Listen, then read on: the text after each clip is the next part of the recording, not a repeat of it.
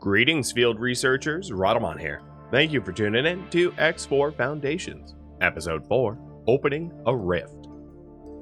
Working on some questline stuff, because it just fell on my lap. There is also the Scaleplate pirate base here. Just to note, Scaleplate being pirates, if you have trade ships or mining ships around them that are like unguarded or underguarded, Scaleplate will absolutely blow your own ships up.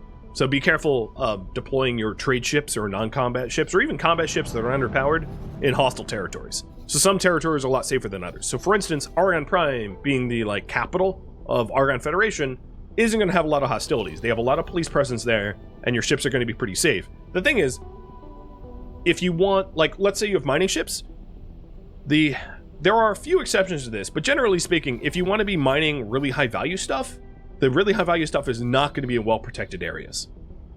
So that means that with risk comes reward.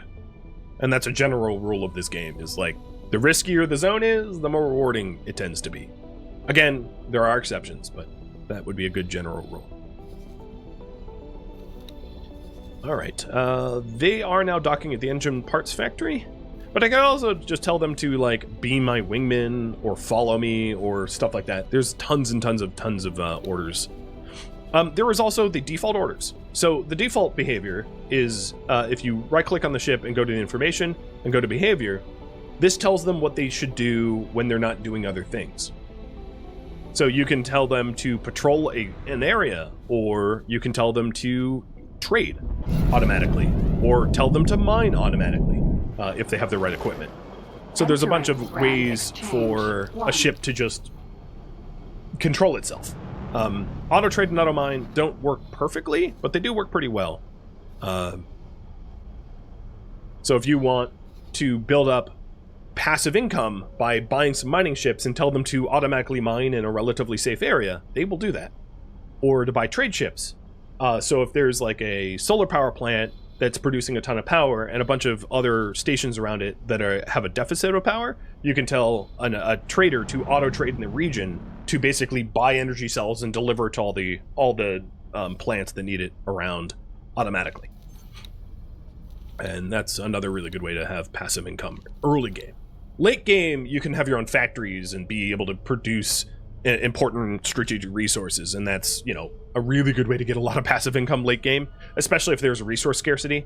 So for instance, if most stations are made of hull and claytronics, so for instance, if there was a giant war and the hull part and claytronics factories got all blown up, there'd be a huge demand for that kind of stuff, right? And you can then manufacture that demand yourself by filling out what they need.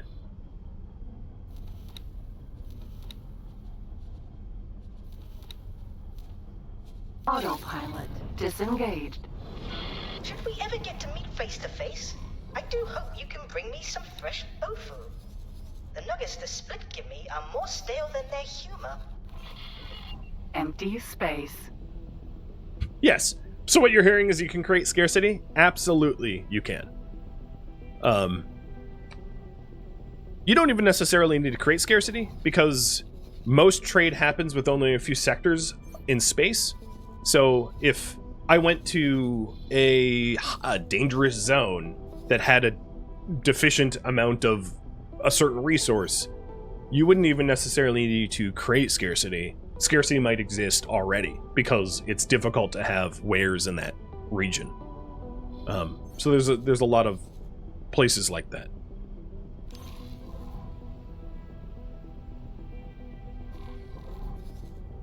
Alright, so I am delivering the Kestrel to the spot that it wants me to.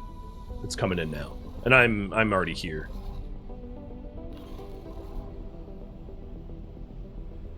To be a witness to it. I'll save first, though.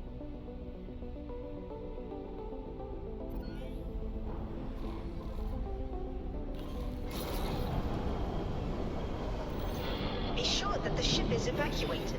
It is far too early in this experiment for needless casualties. Okay, so what it's telling me to do is to take the captain of this ship Kestrel, Sentinel. and put them somewhere else. So, the captain's name is whatever that is. I don't know, it's crazy. So there's currently one ship on board, or one crew on board on the Kestrel.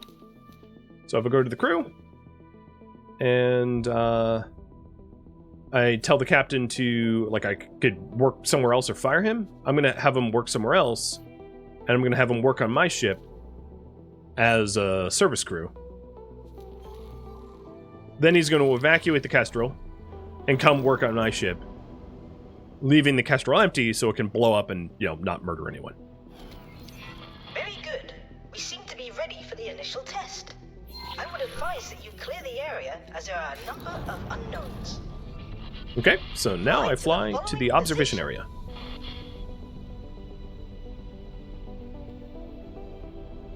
In that case, I could have also fired them, but because I paid to hire him, I might as well just keep him on crew.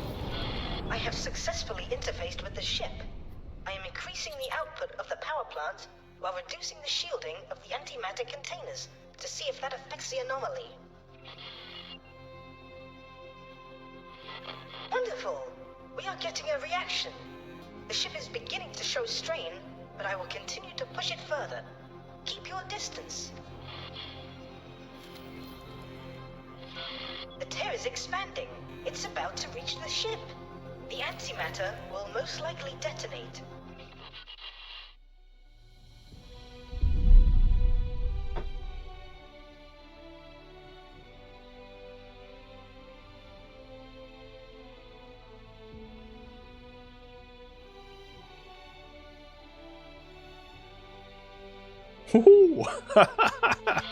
What is this? Some large artificial structure. So this is what was on the other side of the tear. It does seem that our investigation has led to some potentially groundbreaking discovery. Now, my friend, this is where we must proceed with both haste and caution. While I admit, tearing free space-time with an antimatter explosion was far from restrained, we now have something in front of us of untold scientific value. We would be fools to continue carelessly.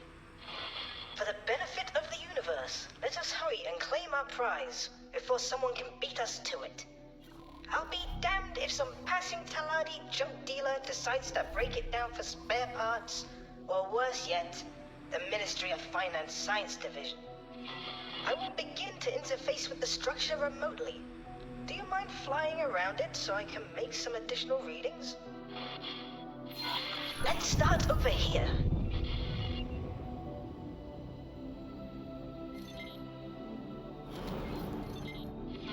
These markings are not quite as alien as I would have expected from such an object. Could this be a top-secret installation?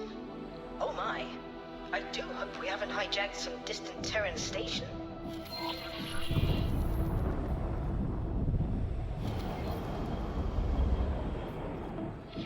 It does seem somewhat unfinished, and the materials it is constructed of are quite strange. Even the computer pathways I am navigating are unconventional.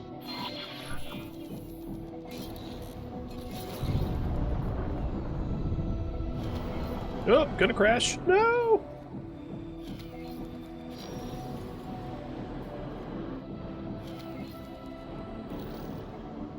Crashing, you can survive some kinetic impacts. It's not like that big of a deal. I cannot yet ascertain the function of this asteroid-like mass in regards to the rest of the station. Given these readings, it may well be a power source. How interesting. Wonderful! You see, the station is now under our control. We have access to much of its systems, although some are so alien, I will need to take the time to investigate them further. There appear to be connection points for additional station modules, and they do seem to conform to our standards. If we wish to physically interface with the station without damaging it, I suggest constructing an area to land. Oh, it appears I must go. My split employers are approaching, and they do sound agitated. I will be in touch when I am able. As I have said, see if you are able to merge their technology with our own by building a dock. Take care, my friend. Okay, so the current priority here is to build a docking station. So that we can actually dock with this thing, because we own it. It's in green. It's an unknown station. To be able to build a dock, we can go to the plan build. And this is the station and its blueprints. And there's a dock module, and we can do like a basic dock, and it can snap to one of these attachment points. So if I snap it to, let's say, this attachment point, it will require a certain amount of resources to be able to construct. But I can confirm this module change, and it will need 51 Claytronics, 101 energy cells, and 185 hull parts to be able to buy for construction. And it will require a certain amount of money to be allocated, which is more money than I currently have, to purchase those things at market price. So basically, I don't have enough money to do this just yet.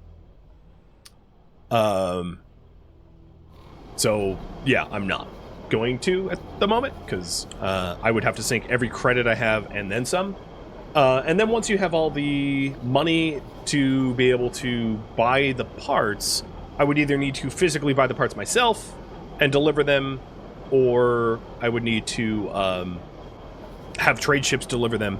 And then there's also the other problem of this station itself doesn't have any storage inherently, so I would need to build containers to be able to store the parts, to be able to build the parts. So it's a bit of like a chicken and the egg, where you probably want at least container storage initially as well. So I'm going to remove or cancel all the changes that I have made here, because this is going to require me to be a little bit further down the production tree. So the current priority I have right now, or I'm going to have you pick two things. What should I do next? Explore for Paranid and Terran space, because I want to build up reputation with both of those factions, or increase rep and quest with Argon for blueprints. So both of these are sort of my imposed goals of this series. So the advantage of Paranid and Terran space would be for better combat ships, for combat capabilities, and the increased rep with the Argon Federation for blueprints would allow me to claim empty space for myself. One is for land claims and the other is for combat ships. So the building up rep and money with Argon Federation leads me to eventually be able to potentially land claim. You know, if I wanted to like claim Napilios' fortune or something like that. So either one is fine. And you're welcome to vote. And thanks for voting. Autopilot engaged.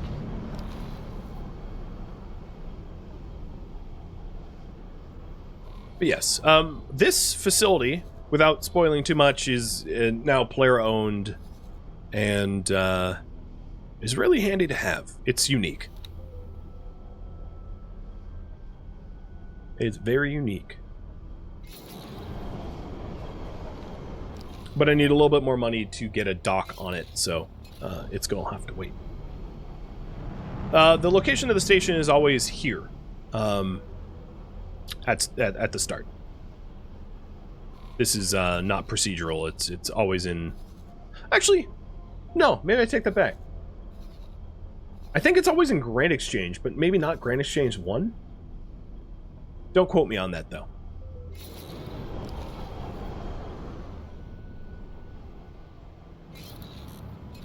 Okay, I am going to have to un-autopilot. Disengage. The autopilot's struggling with his asteroid belt. It depends on game start? Yeah, that's what I thought. Because I've had it in other locations on different game starts.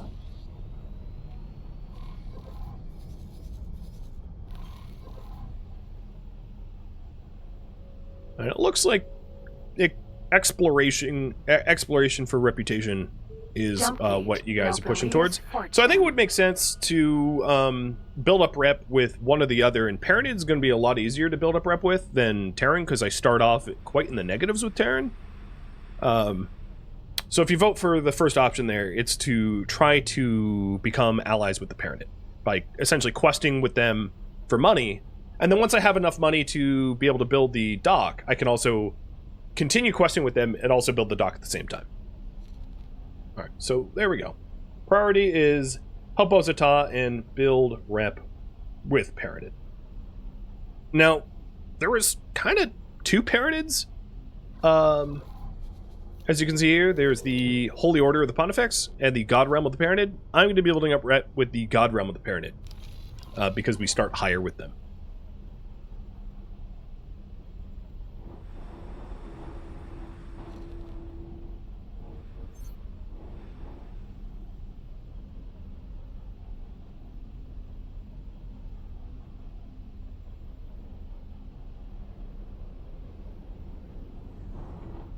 You can well, so System. No beliefs fortune. the question was, you assume building up one faction impacts the other. You don't necessarily have to ruin your reputation with one faction by building up the other. However,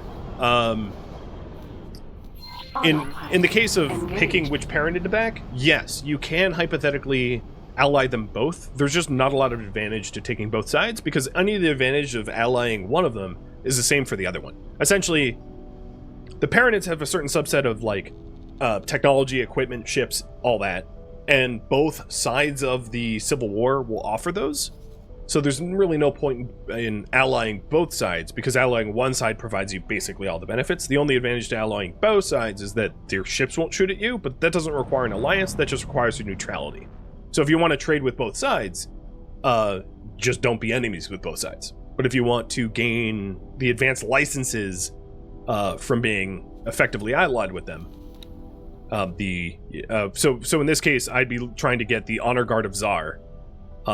I could get the Honor Guard of Tsar or the Servant of the Order from either of the Paranid factions, and it wouldn't matter which. I'm just going with the easier one because, you know, I have finite time, so I want to pick the easier options. But it's a sandbox game, so with that said, you can always, you know, play again and ally different factions. You're not stuck on one path. Okay, I am, where am I? Nepilios is Fortune 4? I did the wrong thing. I want to be going through the jump gates that I, like, whipped past back there.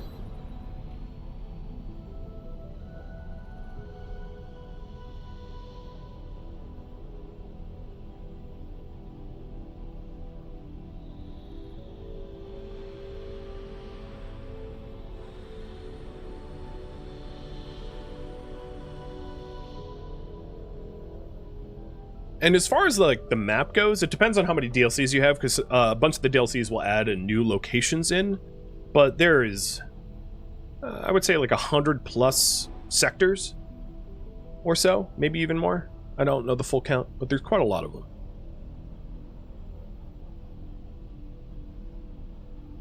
Again, that highly depends on the DLCs you have, which for this, I have none.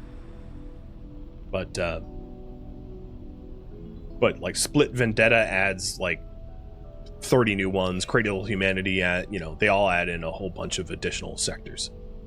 And Timelines is the latest one that released just 2 days ago that adds in even more sectors on top of all that. Vulture, Sentinel, Jump Gate, Unknown Sector. Jump into the unknown. Sounds good to me.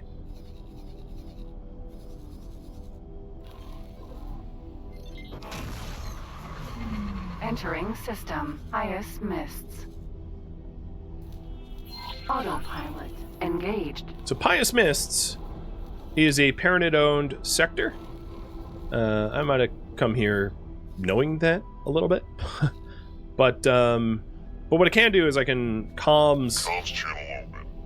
To be like, hey, Not helping you. so that, wow, rude. Comms channel open. Where can I find a faction representative? Sending you information now. Autopilot. disengaged.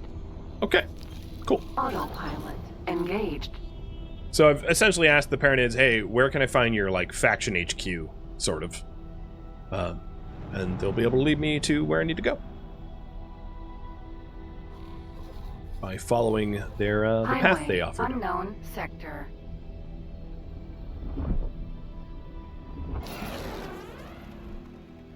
So this is a case of a highway that is linked to jump gates, which is very convenient fast travel.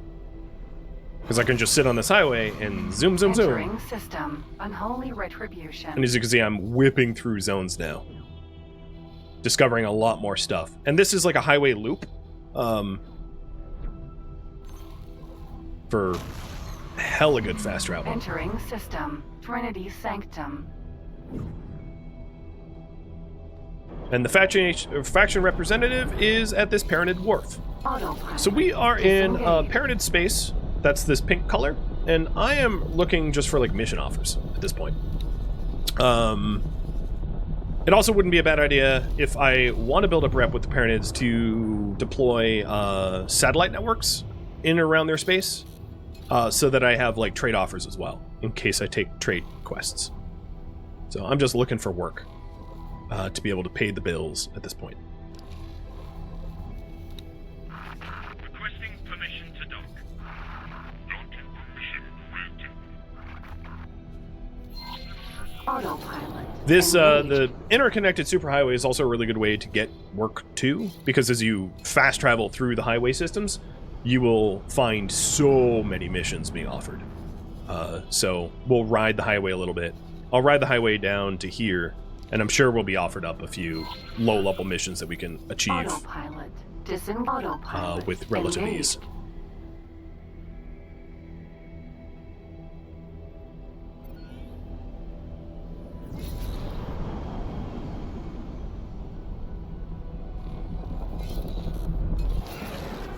And there's also a local highway here that we could ride as well.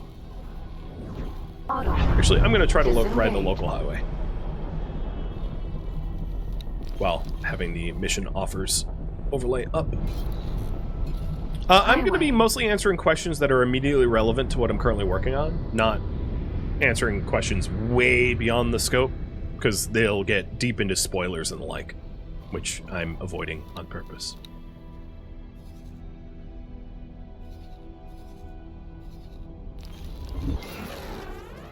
So here's one of those local highways. We just sit on it and see if any of these stations or ships around here have mission offerings, which they may or may not.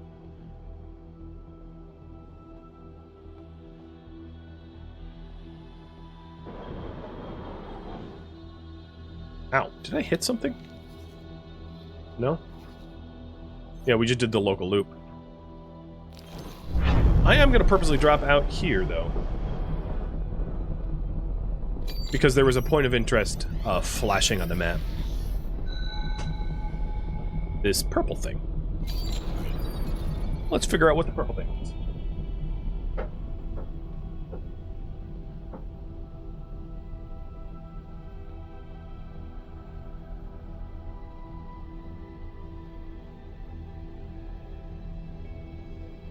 So certain things like highways and gates are not buildable now. Right, this unknown object, where is it? Medical supply factory.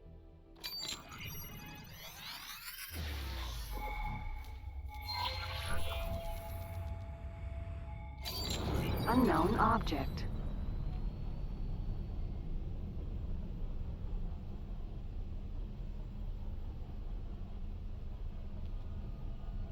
So this is a data vault. How to describe a data vault? It is, well, it's a vault of data and items. There is a finite static number of data vaults on the map. I like to deploy nav beacons to the data vaults I clear, because from a distance it's not necessarily obvious which vaults are cleared and which aren't. So that helps to avoid ever doing a data vault, the same data vault twice. And in order to do the data vault, there will be repair points within the data vault that you can repair with Vanguard. your suit lasers. So now I have a suit laser, which is attack and repair, and I'm going to be flying around this data vault, repairing it up to unlock whatever the vault has for me. And these can be, they're a little bit labor intensive to like fix up and all that, but they can be really, store some really valuable stuff. I wish I had the Mark II thrusters though for my suit, because my suit is still pretty unmaneuverable. So there's just these valves and switches and the like that just need repair, and when you repair them, it opens up additional sections. So it's sort of like a solve puzzle with very little directions as to like what to do next.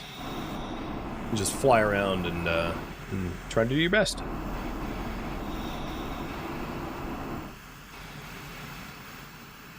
And it will be pretty obvious once it's done, because you'll be rewarded like a loot at the end of it.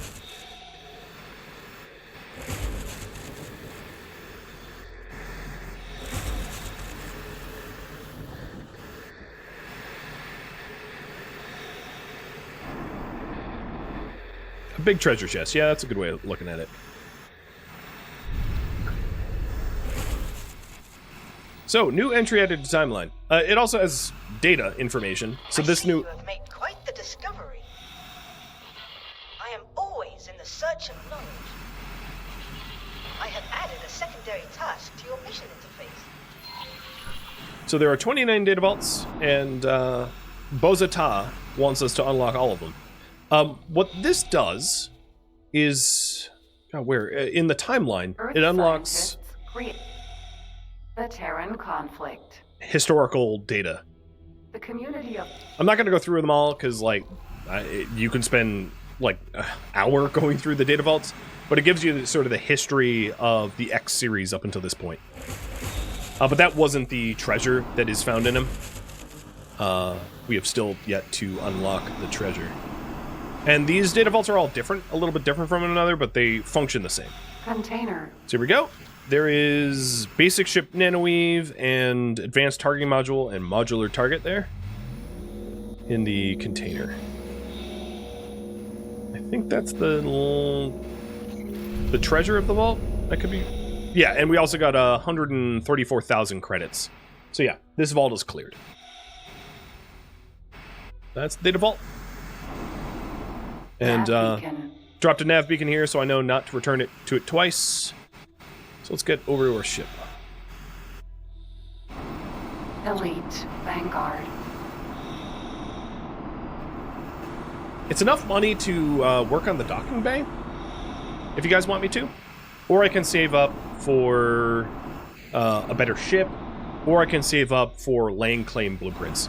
So I'm going to have you guys vote on that, because it's kind of like an important decision. What am I saving money for? Bozo Taz dock? A better combat ship? Trade ships? Mining ships? Which would be like passive income? Or land claim blueprints? Put 5 minutes on the clock for that, as I try to pick up some more missions for the Pyramid. Elite Vanguard. If you're looking for the repair points because you can't find them, hopping back in your ship because your ship is much faster and more maneuverable. Well, it depends on the ship, but like this one is a lot more faster and maneuverable. You can easily find the repair points by like strafing around the station. All right, so that's a data vault. Cool. Fix leak.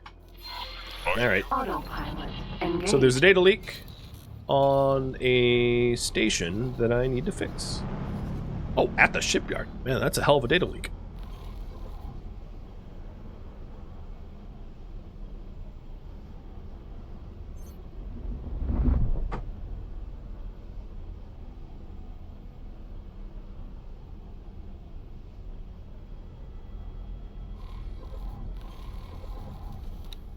And efficiency deficiency, which is scan a ship containing energy cells. I'm not going to accept that one because I don't have a police license, so I don't think I'm allowed to scan ships. So there would be a bit of a problem for me doing that. Autopilot disengaged.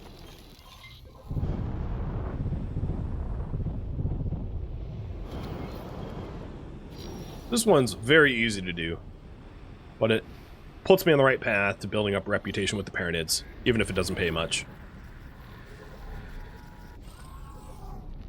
Elite Vanguard. So instead of exploiting the data leak, I'm just repairing it.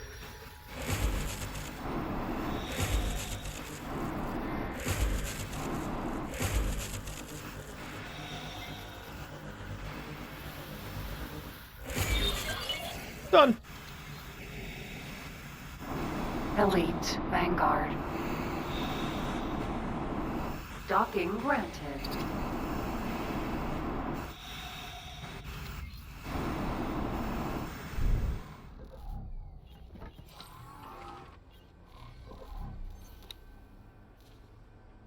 Maybe.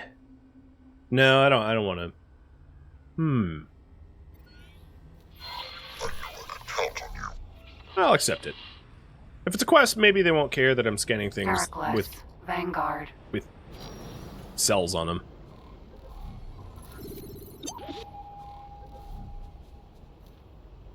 Normally, you're not like allowed to. Oh, okay. Yeah, so I'm allowed to. Cool. Yeah, so normally, like, scanning ships without permission is kind of like a hostile act. Not a bad one, but, like, it could piss people off. So if I'm trying to scan for energy cells,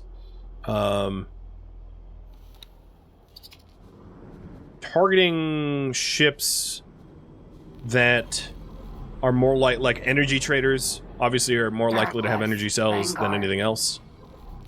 So I'll try to find ships that are more likely to have it. Hermes Vanguard. High-tech trader? Yeah, that might have energy cells. And the way the scans work is you just get close and initiate the scan. Which is like, what, Control F, I think? Oops, Elite Control D. Vanguard. Hermes Vanguard. It's Shift F. Yes, you may scan. And they have nothing in storage, so that was an empty ship.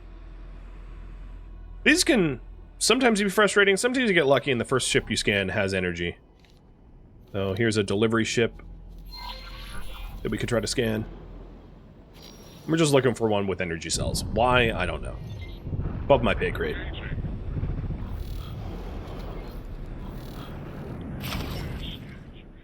Magpie Sentinel.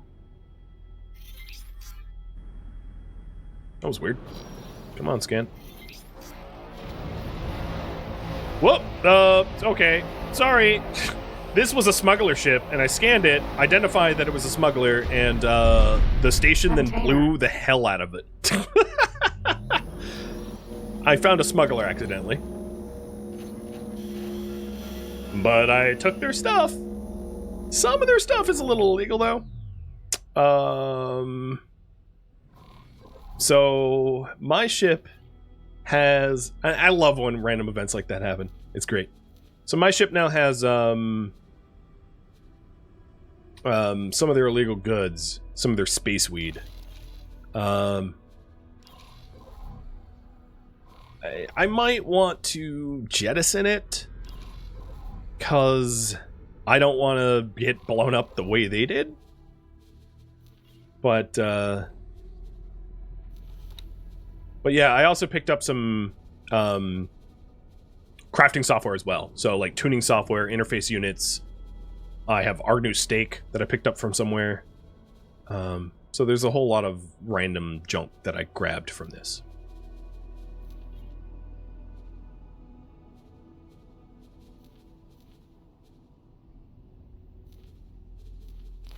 The other thing that I could do is to trade it to a local trader too. So let me get out to the space weed again and show you. So it's here. Oh, nope, don't drop. It's not necessarily going to be illegal everywhere. So if I go to my encyclopedia and go to wares and go to space weed, well, space fuel is also illegal, but it will show you where it's illegal. So Antigone Republic, Argon Federation, Sagaris Pioneers, and Terran Protectorate. So it's not necessarily illegal everywhere, but generally selling it where it is illegal is going to be gives you more money, right? Like if you're smuggling. Veranid Shipyard. We can also try to dock with the shipyard and go to the trade center and see if they want to pick it up for sale. And there's a lot of things that you can like make and craft that are really expensive, like spacefly gifts and the like, which can really help to make a lot of money, which is kind of a reward for combat. So here I'll show you the trade, which I did demonstrate in the tutorials that we went through. But coming in here, going to the transporter room, going to the trader corner. So this is the craft bench, and I can make fine meals with Agnew steak, mixed fruit, and rare spices. I only have the steak. Security bypass, decryption system, and security slicers are ways to hack stations to deactivate their security or do other things, and they're illegal. But if you find a black market willing to trade, you can craft them and sell them. And then at regular wares, here's like the steak that I have and the interface units that I can sell. I did say that I wanted a better spacesuit thruster, so I'll buy those. And then here are the other like random wares that I have. So I have like crystal bits, hydraulic pump, and micro gimbals, and they're mostly just like random little items that you can buy and sell. So I'll sell them here. Safe journey. And then the ship that I have, oh, I need to be on it, can also sell the things that are in the ship's cargo. So there's sort of like two different, well, there's different types of wares. There's container wares, which are like items and the like. There is gas and mineral wares, which only like gas and mining ships can typically hold. So like if you want to move gas around, you need like a gas Elite hauler Vanguard. or gas miner. And then there are like items that your person have on you, and they're all different from one another. So here is the trade in for what would be stored in the ship. So these are like ship container trade items, which is totally different than what I have on my person. So like this station, for instance, does not buy space, does not buy the illegal goods that I have on me. And if I want to try to find a seller for that, I could go to the map and then filter for it. So I have space weed. I could go to trade for space weed. And if there's anyone willing to buy space weed around, it would pop up here. But I know of no places that want space weed. I don't think anywhere, really. Yeah, literally nowhere. So having like an illegal good, even if it's valuable, an illegal good that I don't know how to sell that fills up my cargo, I'm going to say is not worth it, so I'm going to jettison it. Bye-bye, weed. And dropped. And it will float around space for like 10 minutes if I have any regret dropping it. As you can see, it's right here. And then the other 453 space weed that didn't have space for that got blown up when I scanned that ship is back there as well. Thank you for tuning in to X4 Foundations, which originally streamed live on Twitch as a miniseries June 22nd. Because this was streamed live as a miniseries, feedback cannot be incorporated, and I've also asked for no spoilers or backseating, so if you could avoid that in the comments, that would be great. If you would like to catch a live stream of mine, Rhadamant.com has my stream schedule and countdown timers to upcoming streams, as well as a link to Twitch. If you would like to join my online gaming community on Discord, Rhadamant.com also has a link to that as well. Thank you so very much for watching, and a special thank you to my Twitch subscribers, Patreon patrons, and the people that turned out to the miniseries, as well as viewers like you that support the channel and made it all the way to the credits. So thank you so very much. I hope to catch you next episode or an upcoming stream of mine. Farewell, my fellow pilots.